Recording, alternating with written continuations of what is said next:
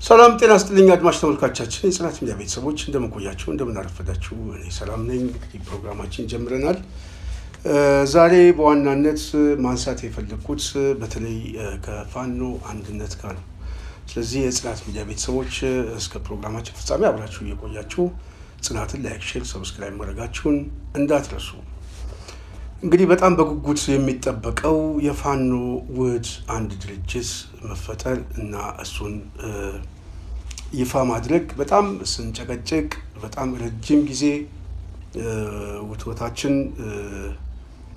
ጥሩ ነገር ይዟል ብዬ አስባለሁ መልካም ነገሮች እንዳሉ እንደዚሁ ደግሞ አፍራሽ የሆኑ ችግሮችም ጎን ለጎን አሉ በዚህ ጉዳይ ላይ የተወሰነ ሐሳብ ወደ እናንተ ለማምጣት ፈልጌ ነው ዛሬ በዋናነት ልዩ ፕሮግራም ነው እንግዲህ እንደምታውቁት እኔ በአብዛኛው ይሄንን ትግል ከመደገፍ በተለይ ያው አገር ጥለን ከሄድን በኋላ ያለን ብቸኛ ምርጫ ፋኖን በፖለቲካ በፕሮፓጋንዳ እንደዚሁም ደግሞ የአጥቂነት ሚናውን እየጨመረ እንዲመጣ በተለይ ደግሞ የድርጅት አንድነቱ ወሳኝ እንደሆነ የሚዲያ ስራ ነው የምንሰራው ከሚዲያ ስራ ውጪ በተለይ ደግሞ መሬት ላይ ባሉ ሰዎች ላይ እስካሁንም ባለው ጊዜ በተለይ የፖለቲካና ወታደራዊ አቅማቸው ተጠናክሮ እንዲወጣ የተለያዩ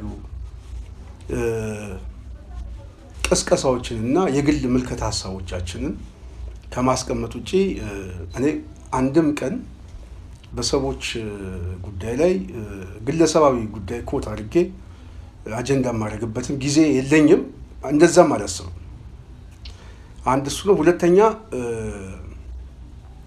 በትግሉ ላይ የማያቸውን እክሎች መግለጽ ይቻላል እንጂ የሥራ አስፈጻሚ ምድብ ድልደላ እስከሚመስል ድረስ እንተናን አስገቡት እንተናን አውጡት ምናምን አንደኛ እኛ በዛ ደረጃ የመናገር ሞራል የለንም ስለዚህ ይሄ ጉዳይ በተለይ ከፋኖ አንድነት ጋር በተያያዘ አሁንም እክል ለመፍጠር ከፍተኛ የሆነ አንደኛ በተለይ የኮንስፓይረሲ ስራ እያየው ስለሆነ አሁንም አንድነቱን ስልታዊ ደጋፊ በመምሰል የማጨናገፍ የሴራ ትንተናዎች አሉ እነዚህ ምንድናቸው መልካም ነገሮች ውስጥ ምንድናቸው የሚለው ላይ አንድ ባንድ ልምጣበት እንደምታውቁት ባለፉት 2 ዓመታት ውስጥ የፋኖ እንቅስቃሴ በጣም መልክ እየያዘ በነበረበት ሰዓት እየተጨናገፈ የመጣው በተለይ ከአመራርና ከድርጅት ኢጎ አኳያ ዋናው ጉዳይ ይሄ ነው የድርጅት ኢጎ እንደዚሁም የአመራር ምድብ በዚህ ምክንያት የፋኖ አንድነት 2 ቦታ በመሆን ደጋፊው በተመሳሳይ 2 ቦታ ተከፋፍሎ ከፍተኛ ጭቅጭቅ ከፍተኛ ስድብ የስም ማጥፋት ዘመቻ በዚህም በዛም ከፍተኛ ድንጋይ ሲወረወር እንደቆየ ግልጽ ነው ይሄ በትግሉ ላይ ወደ ኋላ ሲጎትተው አገዛዙ ደግሞ የኃይል ብልጫ በመውሰድ በአንጻራዊነት የፕሮፓጋንዳ ሰለባ ሆነንበታል ስለዚህ ይሄ ጉዳይ በጣም እየገባቸው ሲመጣ በተለይ መሬት ላይ ያሉ ሰዎች እየገባቸው ሲመጣ ከዚህ በፊት አንድ ደብዳቤ ወጥቶ ነበር እኔ በጣም ያስደስተኝ ትንሽ ቅንነት በማንኪያ ስለዚህ አርበኛው ይሄንን ደብዳቤ ካወጣ በኋላ በፋኖ አንድነት ላይ የተለያየ ሐሳቦች እንደ አዲስ መደሳት ጀመሩ በጣም ቆንጆ የሆነ መልክ እያዘ መጣ አሁን አገዛዙንም በጣም ያስጨነቀው የፋኖ አንድ ድርጅት መፍጠር ፖለቲካሊ ወታደራዊ በአጠቃላይ ያለው የፋኖ ቁመና አሰላለፉ ስለሚቀየር የአጥቂነት ሚና ስለሚኖረው ይሄ ከፍተኛ ፍርሃት ስለፈጠረ በአንድ በኩል አገዛዙ የእጅ ሰጡ የማስኮብለል ስራ ቀድሞ ያደራጃቸውን ያስቀመጣቸውን ሰዎች በመሰብሰብ የሰላም ስምምነት አድርገናል ብለው ያው በተለይ የአማራን ህዝብ ትግል ለመስበርና በትግሉ ላይ ውሃ ለመቸለስ የሄደበት ርቀት ውጤት አላመጣለትም ዓላማው ግን ከአንድነቱ ጋር የተያዘ በሌላ በኩል ደግሞ አሁንም ያደረ መጠዛጠዝ ውስጥ የገባው ኃይል በአንድ በኩል ደጋፊ መምሰል፣ በሌላ በኩል ደግሞ ድጋፍን እንደ ስልታዊ መንገድ ተጠቅሞ ግቡ ግን ማፍረስ የሆነ ምክረ ሀሳብ አንድ፣ የሚዲያ ፕሮፓጋንዳ ሁለት፣ እንደዚሁም ደግሞ በስልክ እየደወሉ በመወትወት የምደባ ድልድል ሁሉ የሚያከናውኑ ሰዎችን እያየን እየሰማን ነው። ይሄ በከፍተኛ ደረጃ እኔ ከዚህ በኋላ የምንታገሰው አይመስለኝም ብዬ አስባለሁ። በጣም በጣም በጣም በቃ ምናልባት እኔ የምታወቅበት በጣም ረጅም ጊዜ ዝም የማለት ጉዳይ፣ የመቻል ጉዳይ በግሌ ነው የምናገረው፣ ስለሌላው አላውቅም። ግን ከዚህ በኋላ ግን ምናልባት በትግሉ ላይ እንደዚህ አይነት በጣም የወንበሌ ስራ የሚሰራ እኔ ደጋፊም ይሁን የሚዲያ እንትን ስም እየጠራን ያው ወዳለፈው ታሪክ ውስጥ እንዳንገባ እሰጋለሁ፣ ለራሴ እሰጋለሁ። ምናልባት ይሄ ትግል በጣም ስለሚያሳስበኝ ማለት ነው፣ በግሌ ያሳስበኛል። ይሄ ማለት ሌሎችም አያሳስባቸውም ያለ ማንም ሰው ያሳስበዋል። ግን የሚያሳስበው ሰው ግን ገደብ አለው፣ ቀይ መስመር አለ። እኔ ቀይ መስመሬን ይዤ ነው ሀሳብ የምሰጠው። ይህንን ፕሮግራም የምሰራው በዚህ ቀይ መስመር ነው። እንተናን ደልድሉ፣ እንተናን አስገቡ፣ እንተናን ምናምን አንልም። የማለትም መብት የለኝም። የምንጠላው ሰው እንኳን ቢሆን ከምንጠላው ሰው የተሻለ እኛ እንሆን። ማንም ሰው ይሁን ማንም ሰው ቢያንስ ውጭ ያለ ሰው ቀይ መስመር አለ እና ይህንን ቀይ መስመር እያለፈ ሰው አሁንም በአንድ በኩል በጽሁፍ በሌላ በኩል ሌላ የሚዲያ ፕላትፎርም በመጠቀም የሚደረግ ዘመቻዎች እጅግም በጣም አሳፋሪ፣ ትግሉን ከሚጠቅም ይልቅ የሚጎዳው ሆኖ ስለታየኝ በዚህ ጉዳይ ላይ ሀሳቦቼን ለማጋራት ነው። ምንድን ነው ይሄ ችግሩ? ይሄ ችግር ከምን መጣ? ይሄ ችግር የመጣ በዋናነት አፋብኃ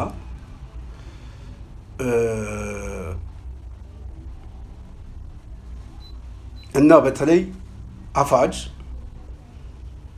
በተለያየ የድርጅት አሰላለፍን ቢሆኑ ከዚህ በፊት ያው በፋኖ አንድነት ዙሪያ ላይ የተፈጠረ ችግሮች፣ ከዛ በኋላ አፋብኃም በራሱ ጉዳይ ላይ የተፈጠረ ችግሮች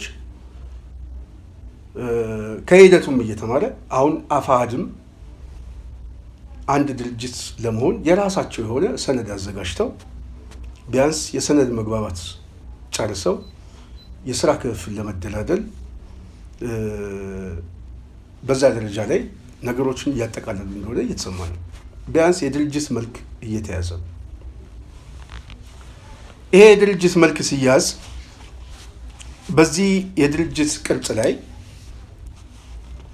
እኔ እንደ ምክር ሀሳብ የማቀርበው ፋኖ የራሱ የሆነ የፖለቲካ እይታ አለው ብዬ አስባለሁ። እንዴት ነው ውህድ የሚሆነው? እንዴት ነው እነማን ናቸው የሚመጡት ምናምን የሚለው እሱ ላይ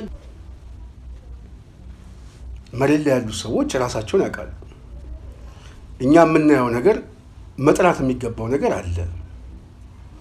ይሄ መጥራት የሚገባው ነገር ባለፈው በተለይ ደግሞ ከአፋሕድ ውስጥ ያሉ አመራሮች እየሾለኩ እጅ የሰጡ ሰዎች እንደ ግለሰብ ሄደው እንደ ድርጅት የገለጹት ነገር በአንድ በኩል የድርጅት አቋም ነው የሚሉ፣ በሌላ በኩል የግለሰብ ነው። የግለሰብ መሆኑን ኢጋድም በተለይ የአፍሪካ ህብረት ኢጋድም በዚህ ጉዳይ ላይ ያው ማስተባበያ ሰጥቷል ብለው የሚከራከሩ ሰዎች አሉ። እሱ አይደለም ዋናው ጉዳይ። እሱ ሳይሆን ድርጅቱ ሲመሰረት አሁን የሚመሰረተው ድርጅት እጁ ላይ ባሉት ሰዎች ነው እንጂ በሄዱ ሰዎች ላይ ድርጅት አይመሰረትም። የሄዱ ሰዎች የሄዱ ሰዎች የሚወክሉት ግለሰቦችን እንጂ ድርጅቱን አይወክሉም። ሎጂክም አይደለም። ድርጅት የስራ አስፈጻሚ ኮሚቴ ያለው፣ የተለያዩ አመራሮች አሉ፣ የተለያየ ኃላፊነት አለው። ግለሰቦች ሊንጠባጠቡ ይችላሉ። እንደ ድርጅት አቋም ተይዞ እንኳን በዛ በተያዘበት አቋም ላይ እንደ ሁኔታው ቢታጠፍ እንኳን እንደሆነ ብለን እናስብና ቢታጠፍ መጀመሪያ የተወሰነውን አቋም ነው የምቀበለው ብሎ የሚንጠባጠብ ሰው ድርጅት አይወክልም። ተወሰነ፣ ግን ውሳኔው ደግሞ ሊታጠፍ ይችላል። ይሄ ማለት ግን አሁንም በሚመሰረተው ድርጅት ላይ አድፋጭ ሆኖ ሊመጣ የሚችል ሌላም የሚሾልክ ሰው ሊኖር ይችላል ብሎ መጠርጠር ደግሞ ይቻላል። እሱን የሚያጠሩበት መንገድ ማመቻቸት፣ ምክረ ሀሳብ መስጠት አንድ ጉዳይ ነው። በዚህ ጉዳይ ላይ ግን ጣልቃ በመግባት ለምሳሌ ከአፋድ ውስጥ ከሰብሳቢው ጋር የሚነሳበት ችግር አለ። እዚያም በግልጽ አንዳንድ ጊዜ ማለት ዝምታዬን እንድሰብር ደግሞ አንዳንዴ እገድዳለሁ። እኔ እስከዛሬ ድረስ ስምም ጠርቼ አላውቅም። ወንድማችን እስክንድር ያው ከኔ ጋር ማንም ሰው የሚያውቀው ሁሉም ሰው ብዙ ችግሮችን በክፉም በደጉም ጊዜ አሳልፈናል። ከዚህ በፊት እኔ ፌስቡክ ላይ ጽፌያለሁ። የግል ሀሳቤን ነው የጻፍኩት። እስክንድር በባህሪው የተለያዩ ድክመቶች አሉበት። የፖለቲካ አመራር ላይ በነበረበት ሰዓት ድክመቶች አሉበት። አንድ ጠንካራ ጎን ግን አለው። እኔ የማልክደው ልክደውም የማልችል አንዱ ጠንካራ ጎን የጀርባ ታሪኩ ማየት በቂ። እኔ አይደለሁም የምናገረው፣ የሚናገረው የመጣበት መንገድ። ስለዚህ የፖለቲካ ህይወቱ ላይ ያለው ተሳትፎና በትግል ውስጥ የነበረውን ተሳትፎ ማየት ያስፈልጋል። በፖለቲካ ህይወቱ ላይ መልካም ነገሮች አሉ ብለው የሚያስቡ ሰዎች እንዳሉ ሁሉ ደካማ ጎኖችም አሉት። እነዛ ደካማ ጎኖች እንደ ድርጅት አስጠቅቶታል፣ ብቻውን አስቀርቶታል። የሰው መምረጥ ችግር አለበት። የመስመር ጥራትና መሬት ላይ ያለውን እውነት የመረዳት አቅሙ ውስንነት ነበረ።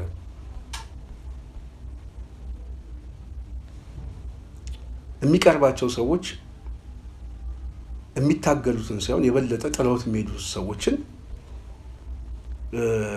በትግል ውስጥ በማሰባሰብ ዋጋ ከፍሎበታል። ይሄ እኔ ፋክት የማውቀው ነው። ዛሬ እውነተኛ ታጋዮች የት አካባቢ እንዳሉ ግልጽ ነው። ማለት ሂደቱ ራሱ ብዙ ነገር እንዳስተማር አውቃለሁ። ይሄን ደግሞ እኔም ተምሮበታል ብዬ አስባለሁ።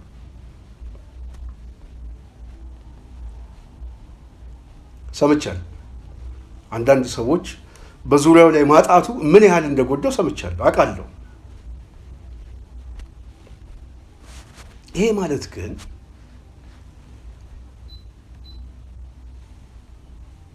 አይታመንም፣ ትግሉን ይሸጠዋል ምናምን የሚባል ነገር እኔ እንግዲህ የነፍሴን ያህል ከመመስከር ውጭ ሌላ መናገር አልችልም። ምናልባት በፖለቲካ ህይወታችን ውስጥ እኛ ከተሳሳትን እኔ ቆሜ ህዝቡን ይቅርታ ለመጠየቅ እገደዳለሁ። ምናልባት በአጠቃላይ በትግል ባሳለፍንባቸው ጊዜ ውስጥ በመከራ ጊዜ ውስጥ የነበረን ታሪኮችን ሁሉ አላወቅኩም ይቅርታ ብዬ እጠይቃለሁ። በእርግጠኝነት እጅ ሰጥቶ ከአገዛዙ ጋር ተደራድሮ ምናምን የሚባል የመጨረሻ ትግሉን ይክደዋል ብሎ ማሰብ በጣም በጣም በጣም አለማወቅ ነው ብዬ አስባለሁ። በቃ ግለሰቡን አለማወቅ ነው። እንደውም በዚህ ጉዳይ ላይ በጣም ተቸጋሪ በጣም እኔ አሁን ዝርዝር ውስጥ መግባት አልችልም። በዚህ አጭር ደቂቃ ላይ በሚዲያ ላይ የተለየ ዝርዝር ውስጥ መግባት አልችልም። ይህንን የምናገረው ከ2 ዓመት በላይ አንድም ቀን እንደው የመነጋገር እድል እንኳን አላገኘውም። እኔ በራሴ ተለያይቻለሁ። በራሴ ፍቃድ የግል ቅጥረኛ አይደለሁም። የግለሰብ ገጽታ አልገነባም። የምንተዋወቀው ፖለቲካ ውስጥ ነው የምንተዋወቀው። በአንድ የፖለቲካ ሜዳ ላይ ተገናኝተናል። በዛ የፖለቲካ ታሪኩ ላይ የጀርባ ታሪኩ ደግሞ የመጣበት ታሪክ የሚታወቅ ነው። ብዙ ዋጋ ከፍሎበታል። አብረንም እንደ ድርጅት ቆመናል። አንድ እስር ቤት ውስጥ ታስረናል። አንድ ጨለማ ቤት ውስጥ ለወራት ውስጥ ቆይተናል። በአንድ ገበታ ላይ ቁጭ ብለን ተመግበናል። ክፉንም ደጉንም አውግተን በህሊናዬ የሚጸጽተኝ ነገር አንድም ቀን ምናልባት እኔ እስከማውቀው ድረስ በወንድሜ ላይ አልፈጸምኩም። እኔ ግን እስከማውቀው ድረስ ግን የህሊናና የሞራል ስብራት በሚያደርስ መልኩ ጠባሳዎች ተፈጽሞብኛል። እኔ እሱን ልናገር አልመጣሁም። በዚህ ጉዳይ ላይ ምስክር ልሰጥ አልመጣሁም። ምስክርነት ልሰጥ የመጣሁት አንድ የጀርባ ታሪኮችን የምናይበት የጀርባ ታሪኮች ዛሬ ምናልባት አይናችን ስለተጋረደ፣ በሌላ በኩል ግለሰባዊ ጥላቻ እና አለመፈለግ፣ በሶስተኛ ደረጃ መጠራጠር። ሰው ሊጠራጠር ይችላል። አማራ በባህሪው ተጠራጣሪ ነው። ሁላችንም ግን መጠራጠር ካለብን የምንጠራጠረው ቢያንስ በትግል ውስጥ ያለውን የጀርባ ታሪክ የምናቅ ሰዎች ሳይሆን ዛሬ እኮ በትግል ሜዳ ላይ እኮ ከባዕዴን ጋር አብረው ሲሰሩ የነበሩ ሰዎች በትግል ውስጥ አሉ። እስክንድር በእድሜ የሚበልጣቸው አሉ፣ በትግል ተሳትፎ የሚበልጣቸው አሉ። እንደዚሁም ዋጋም በመክፈል ቢሆን በጀርባ ታሪክ የሚበልጣቸው ፕሮፋይል አለ። በተመሳሳይ በአመራር ብቃት ደግሞ የሚበልጡ ሰዎች ደግሞ ሊኖሩ ይችላሉ፣ አሉ፣ ይኖራሉ። ስለዚህ የአመራር ክፍተት አለ ማለት ታማኝ አይደለም ማለት አይደለም። እኔ የአመራር ክፍተት አለበት ብዬ የምገመግመው ትክክል ነው፣ ፋክት ነው። ሊቀበለው ይችላል፣ ላይቀበለው ይችላል። 1 2 3 ብዬ መጥቀስ እችላለሁ፣ ከማውቀውም ከምገምተው። እሱ አይደለም እኔ የምናገረው። አሁን በሚፈጠረው አንድነት ላይ በዘመቻ መልክ የሚመስል የፕሮፓጋንዳ ዲስኮርሶች አሉ። እነዚህ ዲስኮርሶች መነጠል ነው። አፋሃድን ነው የምንፈልገው እንጂ አንተን አንፈልግም የሚል ገፊነት እያየው ነው። የፕሮፓጋንዳ ስራ እያየው ነው። አናምነውም፣ እሱም ሊሾልክ ነው፣ አዲስ አበባ ነው፣ እጅ ሊሰጥ ነው፣ እዚህ ሊገባ ነው ምናምን የሚል የፕሮፓጋንዳ ስራ እያየ ነው። አዲስ አበባ ነው የሚሉ የፕሮፓጋንዳ ስራ የሚሰሩ ሰዎች አሁን ያለው አዲስ አበባ ከሆነ በአንድነቱ ጉዳይ ላይ አጠገባቸው ጋር ያሉ ሰዎች የት እንዳለ ደግሞ ያውቃሉ። ስለዚህ ዓላማው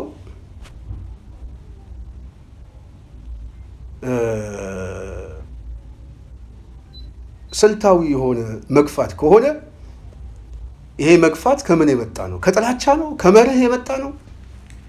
ምንድን ነው የሚለው በጣም ሊሰመርበት ይገባል። ሁለተኛ አንድነት ስንል የአማራ አንድነት ነው የሚያስፈልገን።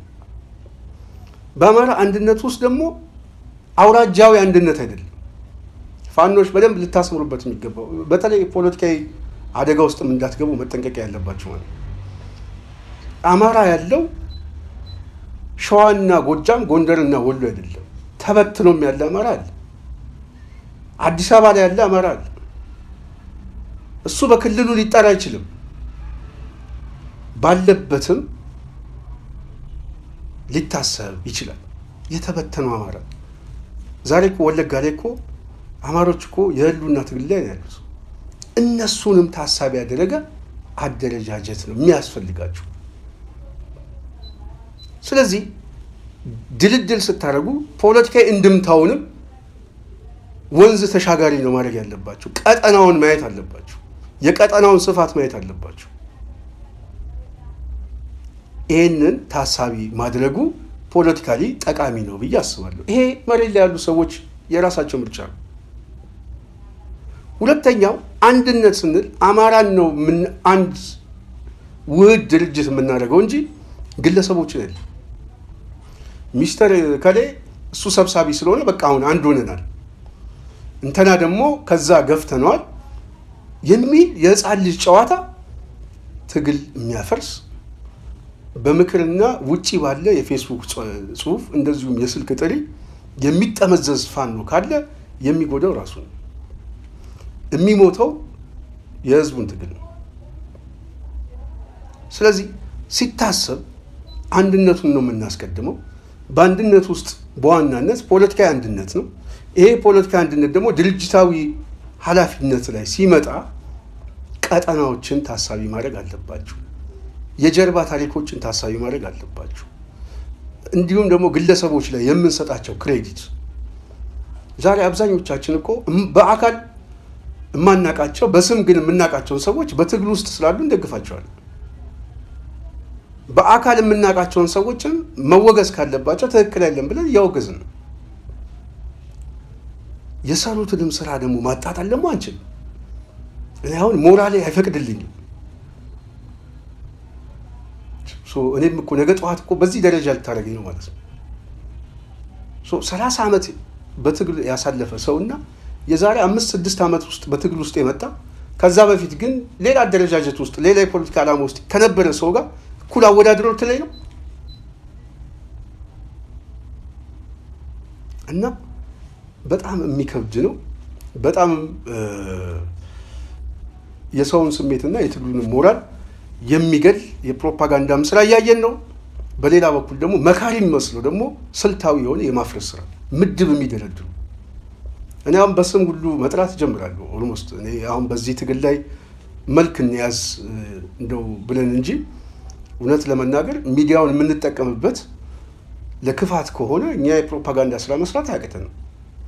ቢያንስ አንድም ይሁን ሁለት ሰው የሚሰማ ሰው አለ። የሚያውቁን ሰዎች አሉ፣ ብዙ ወዳጆች አሉ፣ መሬት ላይ ያሉ ሰዎች አሉ። እኛ እነሱን እየደወልን መግፋት አቅቶን ያለ ግን ጣልቃ እንገባለን። ይሄ እኛ ስራ አይደለም። እነሱ እዛው መሬት ላይ ያሉ ሰዎች ያውቃሉ። ኃላፊነቱም የነሱ ነው። የኛ የሚዲያ ስራ፣ የፕሮፓጋንዳ ስራ፣ የፖለቲካ ስራ ነው የምንሰራው። ከዛ በዘለለ ግን ሌላው እኔ ግለሰባዊ ጥላቻ በሚመስል መልኩ የሚፈጠር ትርክት ትግል ይጎዳል ብዬ አስባለሁ። እንተና ከእንተና ጋር ስለተጣላ በተለይ ውጪ ስላለ ውጪ ጉዳዩን እንተና ያዘው፣ ፖለቲካ ጉዳዮችን እንተና ያዘው ምናምን ምን አግብቶ ነው? ማንንም እኮ አያገባውም። በቃ መሬት ላይ ያሉ ሰዎች የሚገባው ተገማግሞ ይሄንን ቦታ አንተ ብትይዝ የተሻለ ነው፣ ይሄ ብትይዝ አንተ የተሻለ ነው፣ እዚህ አካባቢ ያለውን ቀጠና አንተ ትሸፍናለህ የሚል ድልድል የነሱ ፋንታ ነው። ግን በስልክ ጠምዝዘ በፌስቡክ ጠምዝዘ ነገሮችን አስለውጣለሁ የሚል አክቲቪስት ምንም ካለ ግን ያው መሬት ላይ ያሉ ሰዎች ተወቃሽ ከመሆን የምትተርፉ አይመስለኝም ብዬ አስባለሁ። ተጽዕኖ ላይፈጥርባችሁ ይችላል፣ ተጽዕኖ ሊፈጥር ይችላል የሚለው ባለፉት 2 ዓመታት የመጣንበት መንገድ ከግምት ማስገባት ያስፈልጋል ብዬ አስባለሁ። እኔ በተቻለ አቅም በዚህ አንድነት ውስጥ 100% ማስደሰት እንኳን ባይቻል ቢያንስ 90% ግን የተሳካ አንድነት ሆኖ እንዲወጣ ልባዊ ምኞቴን እገልጻለሁ። ልባዊ አብዛኛውን ህዝብ የሚያስማማ በይቅርታና በወደ ሰፊነት የሚታለፍ ትላንት ያደረ መቋሰል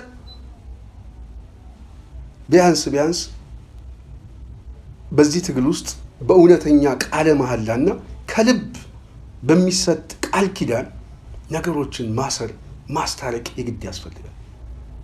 የተጓተትንበት የቆሰልንበት ምናምን የየራሱ መክሊት አለው። እያንዳንዱ ሰው ደካማ አለ፣ ጠንካራም አለ። አንዱ የማይችለው ሌላው ይችላል። ስለዚህ ትናንት የተገፋፋ ነው በቂ ነው። ዛሬ ሌላ ለሶስተኛ ጊዜ መገፋፋትም ተገቢ አይደለም። አሁንም ሌላ የጥርጣሬ መንፈስ የሚነዙትም ሰዎች እኔ አደብ ግዙ ነው የምለው። እንደው አደብ ግዙ። እኛ ስም እየጠራን በጣም ብዙ ሰዎችን መውቀስ አቅቶን ያለ የሚናገሩት አለ፣ ሚዲያ ላይ ያለ ነው፣ አየር ላይ ይዘን መተን የሚናገሩት መተንተን ያቅተን። ግን ይሄንን ራሱ ማገላበጥ ለጠላት መሳቂያ እንሆናለን ብለን ነው ብዙ ጊዜ የምናልፈው። ስለዚህ አንድነቱ የሚያስፈልገን ከሆነ ሁላችንም ያገባናል። ማንም ሰው አንደኛ ሁለተኛ የለም። ሌላውም ሰው ያገባናል የሚሉት ሰዎች እንዳሉ ትክክል ነው። ያገባቸዋል፣ ያገባናል እኛን። ሲያገባን ግን በመርህና ትክክለኛ በሆነ ምክንያታዊ ትችት ነው። ማስረሻ ላጠፋው ስንታየው አይጠየቅም። የማስረሻ ጉዳይ የማስረሻን ሸክም እኔ ልወስድ አልችልም። ሌላው አለ፣ ሌላም በተመሳሳይ ሊሄድ የተዘጋጀ አለ ከተባለ አፋድ ውስጥ ያሉ ሰዎች ይሄንን የነሱ ግምገማ ነው፣ የኛ ግምገማ አይደለም። እነንተን እናውቃለን ተገናኝተዋል ምናምን፣ ድርጅቱ ራሱን ይገምግም። አፋድ ውስጥ ያሉ ሰዎች ግን እውነተኛ ትግል ደግሞ የሚታገሉ ሰዎች አሉ። ቢያንስ ይሄንን ትግል ሸጠውት ይሄዳሉ ብለን የማይታሰቡ ሰዎች አሉ። በእርግጠኝነት ሸጠውት ይሄዳሉ ብለን የማናስባቸው፣ ልንጣላ ልንኮራረፍ እንችላለን። እሱ ሌላ ጉዳይ ነው። እሱ የግል ጉዳያችን። ግን የፖለቲካ አቋማቸው ግን በዛ ደረጃ ደግሞ የጸና አመለካከት ያላቸው፣ ለዚህ ማረጋገጫቸው ትላንት ያለፉበት ታሪክ ነው። ዛሬ እኮ ምናልባት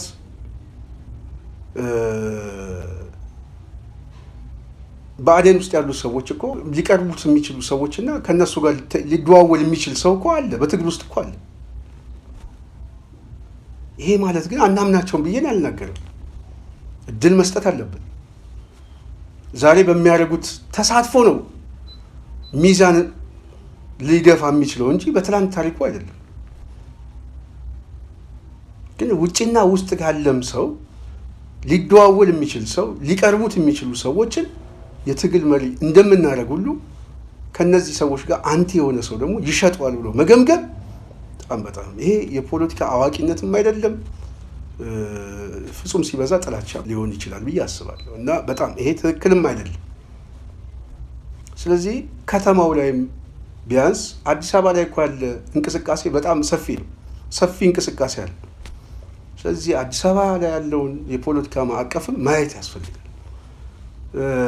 ሌሎችም አካባቢ እንደዛው በተመሳሳይ ማለት ነው። ይሄ ነው አማራውን አንድ የሚያደርገው። አውራጃዊ ብቻ ሳይሆን ከተሜም የሆነው በከተማ ውስጥም ያለው ኃይል በፋኖ ውስጥ ሊንጸባረቅ ይገባል። ይሄ ነው ፖለቲካዊ ጉልበት የምታገኙት በዚህ ነው ብዬ አስባለሁ። የጽናት ሚዲያ ቤተሰብ፣ ለማንኛውም ዛሬ በዚህ ጉዳይ ላይ የተናገርኩት የሚሰማኝን ነገር ዛሬ በተወሰነ መልኩ ግልጽ ብዬ ነው። የገፊነት አስተሳሰብም ስላለ ነው። ይሄንን መቅረፍ አለብን። ይሄንን ስናገር እኔ ኃላፊነት ወስጄ ከመርህ አኳያም ትክክል ነው ብዬ ስላመንኩ ነው እንጂ ከማንም ሰው ጋር እስከ ዛሬ ድረስ ነው የምናገረው። ብታምኑኝ ባታምኑኝ ከማንም ሰው ጋር ተገናኝቼም ተነጋግሬም አላውቅም። የግል ፍላጎትም የለኝም። ይሄንን በግልጽ ነው መናገር እንፈልገው። ማንንም ሰው ገጽታውን ሊገነባበት ወይም ደግሞ ክሬዲት ሰጥቼ ሊቆምበት አይደለም። ሰው ሲገፋ ባልዋለበት ሲከሰስ ግን ያመኛል። ይሄ እኔ አስተዳደጌ ነው ብዬ ነው ማምነው። በዚህ ደረጃ በጣም የበዛ መግፋትም ግፍ አለው ብዬ አስባለሁ። ግፉ ደግሞ በአጠቃላይ በትግላችን ውስጥም በነገ ጠዋት እጣ ፈንታችን ላይም ጠባሳ እና መቃቃር ይዞ እንዳይመጣ መጠንቀቂያ ያስፈልጋል ብዬ አስባለሁ። ይህንን ለማለት ነው። የጽናት ሚዲያ ቤተሰብ፣ በሚቀጥለው በሌላ ሀሳብ እስክንገናኝ የዛሬን በዚያ ያበቃለሁ። ጽናትን ላይክ፣ ሼር፣ ሰብስክራይብ ማድረጋችሁ እንዳትረሱ እያልኩኝ እሰናበታለሁ። ሰላም።